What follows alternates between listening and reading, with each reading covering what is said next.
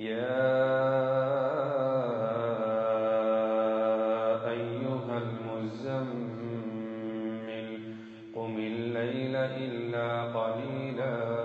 نصفه أو انقص منه قليلا أو زد عليه ورتل القرآن ترتيلا إنا سنلقي عليك قولا ثقيلا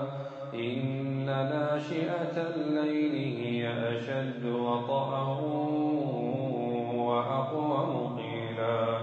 إن لك في النهار سبحا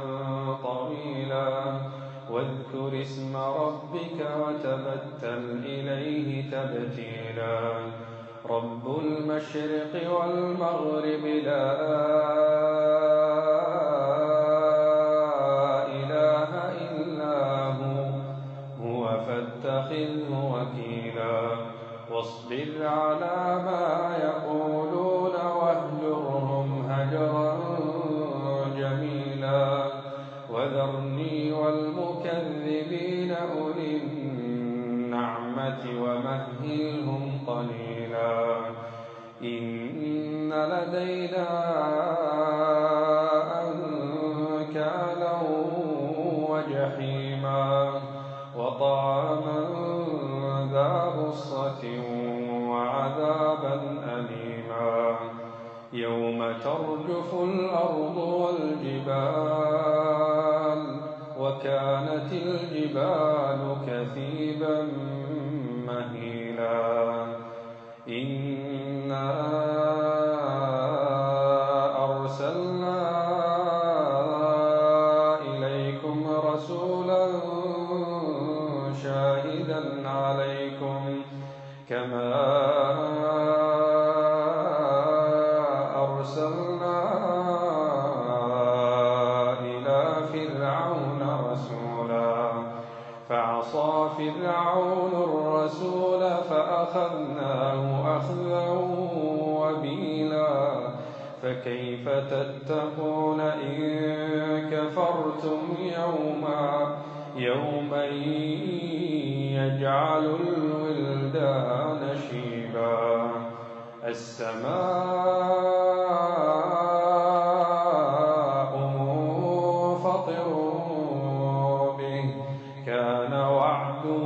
مفعولا إن هذه تذكرة فمن شاء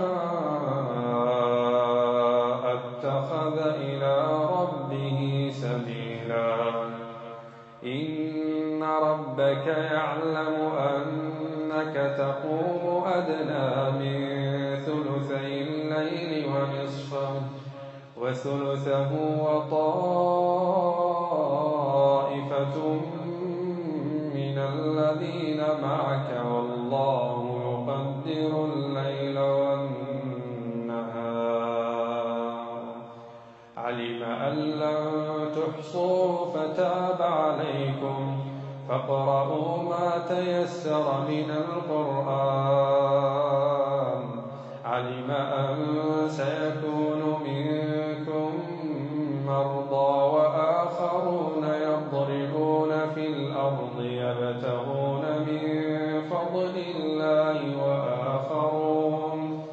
وآخرون يقاتلون في سبيل الله فاقرؤوا ما تيسر منه وأقيموا الصلاة وآتوا الزكاة وأقرضوا الله قرضا حسنا وما تقدموا لأنفسكم من خير تجدوه عند الله هو خيرا وأعظم أجرا